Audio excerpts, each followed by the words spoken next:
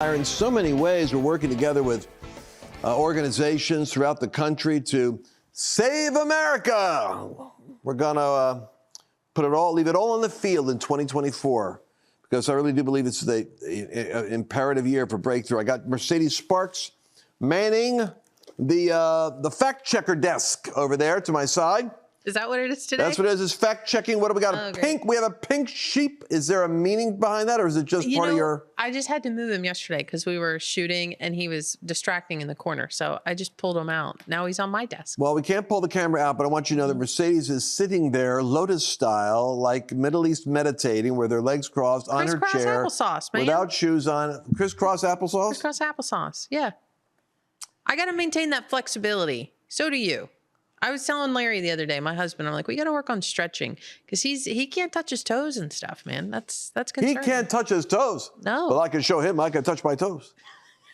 And my father was always very competitive that way. Up in 90 years old. Watch this. Look how fast I can move. You can shuffle it down. Look how fast I'm moving. It's hilarious. You know, I'm realizing, though, we should just tell everybody on Unravel, we do have our conference coming up real soon. We have a conference in January coming up. Please come out and visit us. And it is basically all on staying younger, looking younger, it's at the Trump Direct. Here's all you got to know.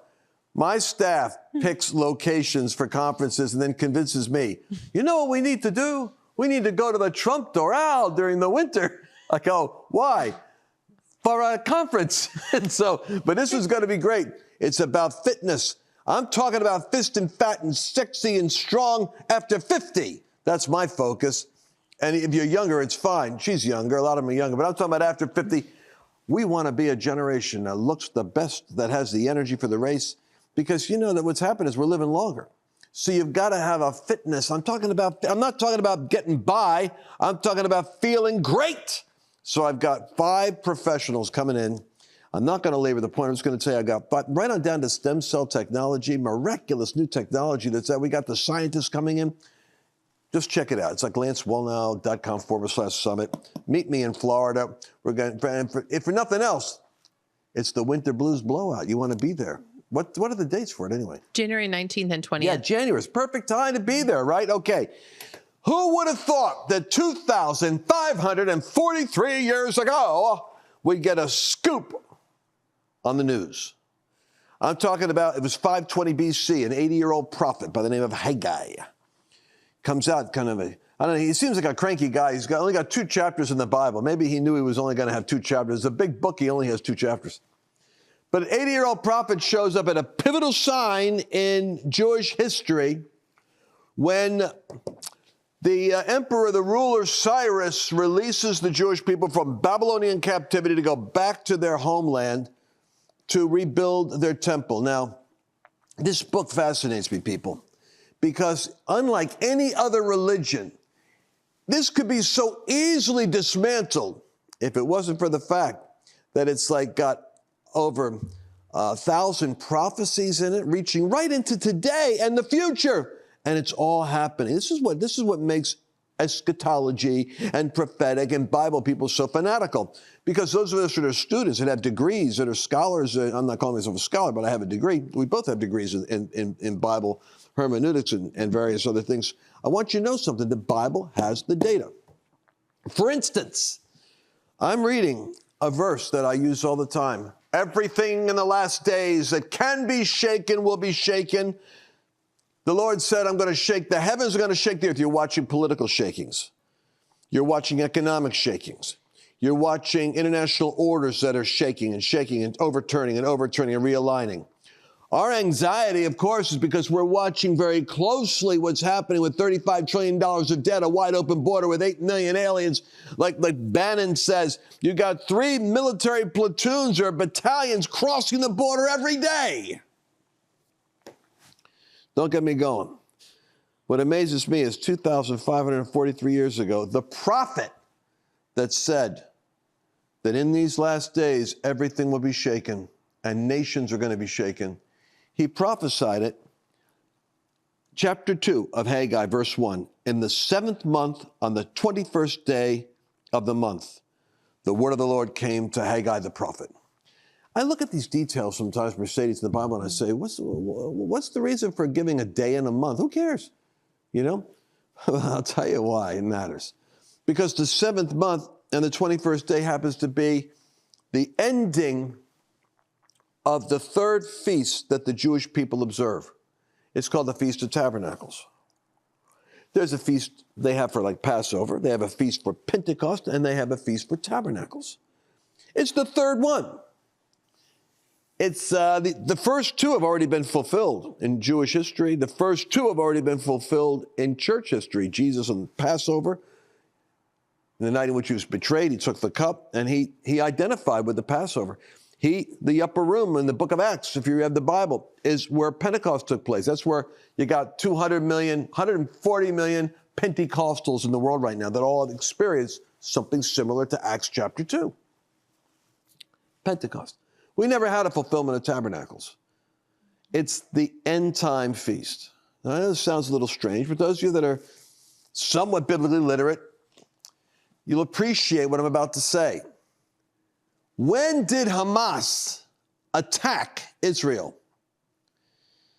The 7th month and the 21st day of the month, October 16th. October 16th, the day Hamas attacked Israel, was the last day of the Feast of Tabernacles, exactly the same day as Haggai had the word of the Lord saying, God says in the last days, the shaking is going to touch every nation. I believe what's starting now with Hamas, that Iran is behind, is going to result in a global shakeup. And if it gives you any consolation, it didn't happen because some evil characters decided on a plot on a certain day. It's because God in his own providence foresaw that the nations would be shaken, and at the day in which an incident would happen that would begin that domino falling effect would be the 7th month, 21st day, which for us translates in the Gregorian calendar to October 16th, 2023. Now, the shaking doesn't mean that there isn't going to be certain advantages to the instability of the global order. So, for instance, many of us are speculating on the fact that we would not have the exposure of the radical nature of the left on the campuses. It's almost like there was a kind of how shall I say, a cosmic indifference to the condition of the American youth, as long as it's BLM and critical race and Marxists and transgenders. Like a fog comes over my generation. I don't understand. Why are they upset? Pulling statues down. Is it offensive? I mean, what is it? Now we know, because of Hamas, when students come out saying, kill the Jews, it's like a Janet Jackson wardrobe malfunction. Sometimes a mistake goes a little too far. And I would say that Hamas has actually fragmented the Democratic Party because the moderate Jewish donors and the moderate Jewish Democrats are now realizing the balancing act the Democrats got to do is how do they hold on to their campus radicals, their wacko faction, including their PLO hating the Jews and hating Western civilization. Now that it's out of the closet, and we all know they really hate Western civilization, that's me. No kidding, Sherlock Holmes. 13 Americans are among those that are being held hostage by Hamas, while the 31 groups on Harvard are celebrating Hamas. They're celebrating the capture of 13 Americans. So what do you think? I think it's a wake-up. I think we're realizing how bad the education system is, how diluted it is, and I think we're finally getting the guts to do what should have been done a long time ago, which is to take government funding away from any university that doesn't have a diversity of viewpoints. How's that for a novel idea? We need some diversity. 17 liberal, progressive, Marxist professors to every one potential conservative, and they don't even exist in sociology anymore. They can only exist in the STEM sciences, which is where you're not even going to get political ideology, unless the left tells you that arithmetic is, racist. Mercedes, I'm going to transition. Do you have any thoughts you want to make on this? I'm just saying the Bible predicts the day is the shaking begun, but I think there's a positive to this. I think this could set up Trump. I pray to God it sets up Trump. The guy that gave us the Abraham Accords, the guy that gave us taking out Soleimani. Now you know why you got to take out the regime over there in Iran. When you have the power to do it, they're shooting in 4,000 rockets from Houthis. And Trump put him on a terror list. What does Biden, the knucklehead, do? He takes them off the terror list. Now they're shooting at American soldiers. If I seem a little worked up, it's because most people don't have the facts. I got the facts. The facts freak you out. Nevertheless, Mercedes, we can be optimistic because I do think that's paving the way for a shaking, and some of the shaking's unintended consequence is it's making a way, I think, for the left to be exposed in a way that they weren't exposed the last time, and it's making a way for Trump. I want to cue my producer. If you haven't seen it yet, I'd like to see it once a day, how the crowd goes wild as Trump and Tucker go into the UFC 295 Madison Square Garden fight. But what are your thoughts?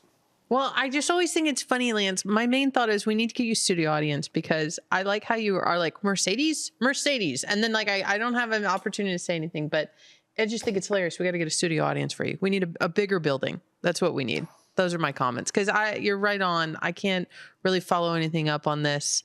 It's sick to me. You know, you wonder how long it took in Germany for the Nazi way of thinking to like really take over in culture. But there's so many people protesting right now.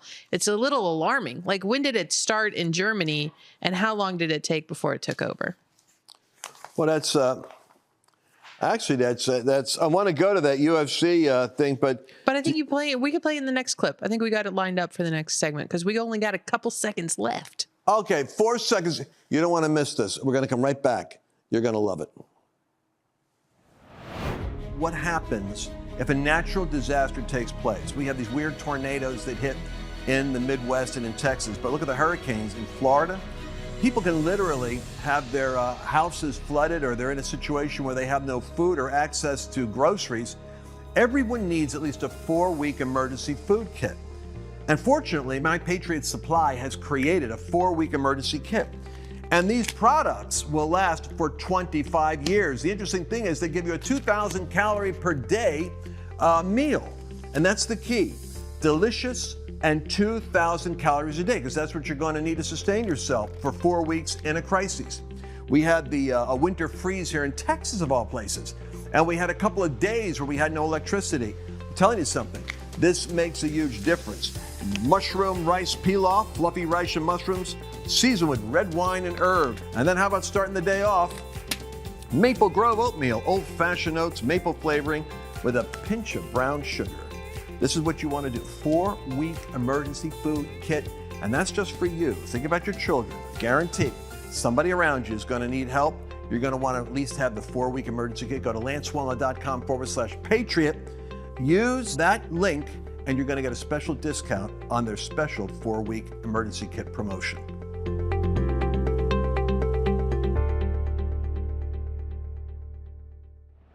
Listen, you know, earlier on, Mercedes made a point. She said, how long did it take for the Jews to go from being part of the citizenship of Germany to being a vilified minority? And we were at dinner last night with a good Dr. Goodman and his wife. Dr. Goodman and his wife, What did she say? Oh, well, I was wondering if you knew, but we were just having like small talk conversation. We were talking about that. And she said, you know, it took 7 years for it to evolve from, you know, just general, Jews to let's round them all up and put them in work camps and labor camps and kill them. So test on them. So it's just interesting. 7 years of propaganda. And listen, it happened before 7 because they were able to start, the war started 4 years early. So they were doing it. But it's not going to be so easy to happen now, because this is where the left is exposing itself as a sick psychosis. Now the dyed-in-the-wool left progressives will never see the obvious, but the rest of America is going, what the heck? These are pro-Hamas people in America? Trust me, there's a lot of normal people that aren't right-wingers that are disenchanted and concerned about what's going on in America. That's good for us. Babylon Bee, in its own ironic sense, has grabbed Mercedes' question as to Nazis and coming back to the current day. Check this meme out. 80 years after Hitler failed, Nazis finally seize London. And it's actual, this is what was going on with the protests in London. Anti-Semitism. They're finally celebrating it. By the way, along the same lines, let's go where the church shouldn't be political. And this ironically is true. The church shouldn't be political, says the pastor with BLM and pride flags on his building. Isn't it amazing that the pastors that are the most vociferous about not getting involved with politics are the ones that are the most compromised with wokeism? They don't recognize woke is politics. By the way, I had a meeting today with some folks with Charlie Kirk's team from Turning Point, because we're going to be going to every swing state. We're going to be doing rallies. We're going to be doing rallies in every state. And we're going to be working with Turning Point and with other conservative groups, hopefully Moms for Liberty and other groups. We're going to work with them. We want to rally and bring an awakening and bring the movement and the moment into clear strength in all of these states. But I asked them what they're doing in Texas. I'm in Dallas. They said, well, Texas is one of the strongest states in terms of people that support our vision. But Texas is one of the most apathetic states in terms of Great Awakening. Now, why is it that with all the churches we have in Texas, we do not have all the fervor and strength? I mean, when we show up in a rally, it's weird. We could be in upstate Batavia, New York, pack out a tent. Bakersfield, California, pack out a tent. Colorado Springs, which has gone strangely blue and purple, boom, pack out a tent. But I don't know about Texas. I'm wondering. I mean, I'm sure if we put it in the right place, but why are we apathetic in Texas? Because I think some states are in danger. I think Florida, we worry about Florida sometimes because they feel secure there. Mm-hmm. You know, Bezos is moving to Florida. He's leaving Washington State to go to Florida. This is the liberal billionaire class loves. They're all flying off to Florida. Even the podcasters like Joe Rogan and those guys are taking off, moving to Texas, to Austin. It concerns me. And it concerns me for the obvious reason that people are leaving what doesn't work to go bring the ideas that don't work into places that do work, potentially messing them up so they don't work. So we have, I love the Trump swing state, latest Babylon Bee. You need a little bit of this every now and then. If you don't see it, you got to catch it. We'll give it to you right here. Swing state lead expected to hold till 3 a.m. Why is this funny? Because it's got an element of truth. I sat up till 3 a.m. when the lead was there. And then suddenly, it dissipates. All right.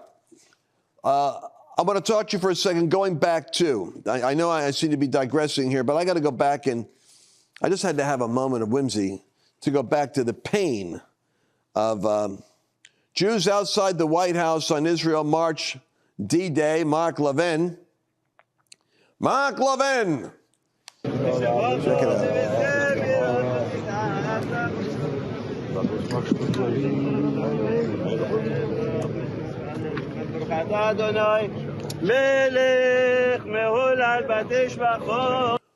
Well, you had that.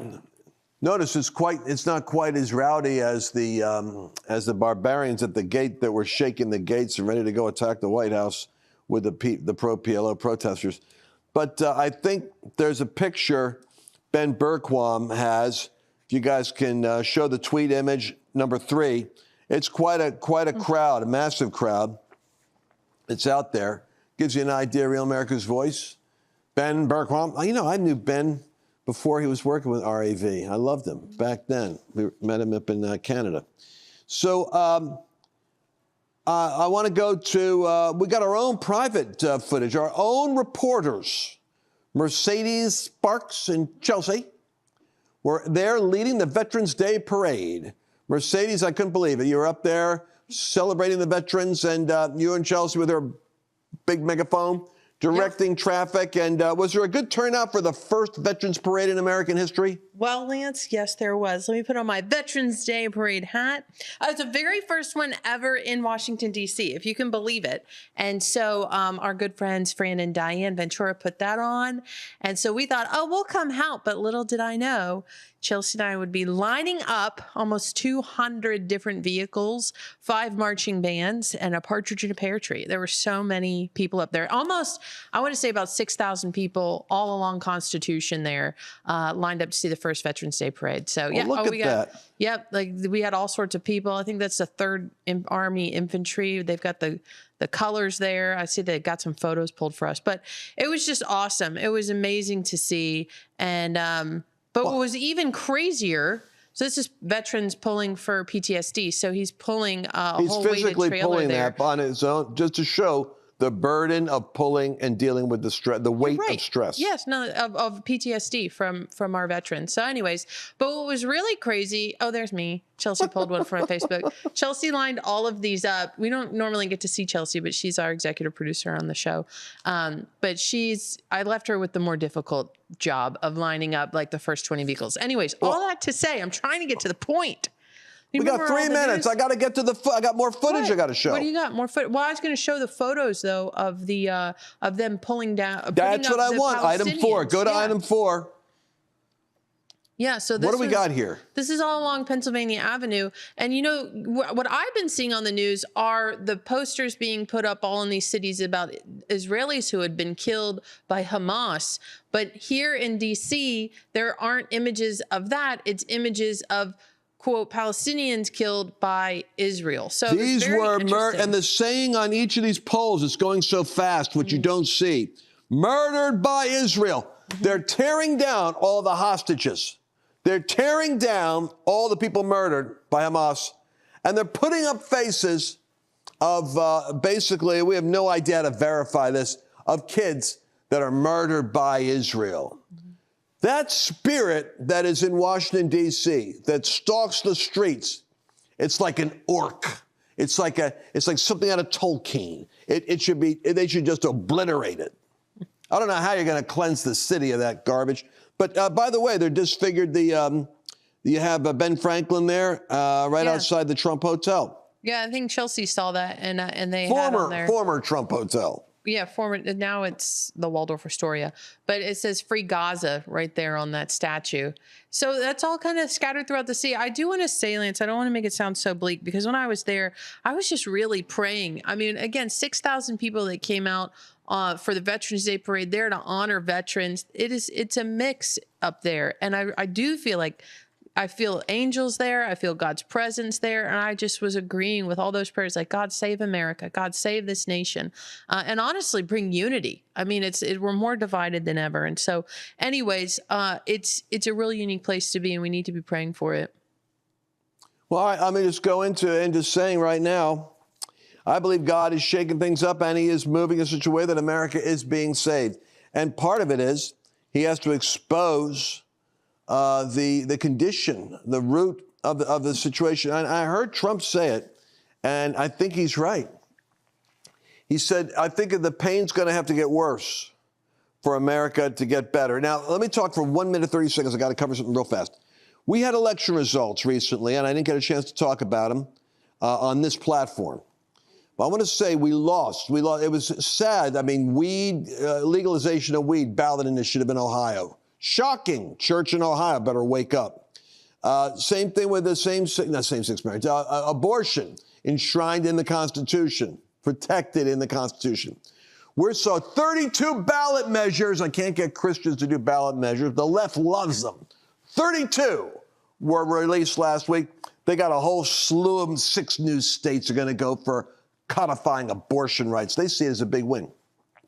What's good news is that every place in the United States where they felt the pain of crime, corruption, and economic loss, they flipped from blue to red.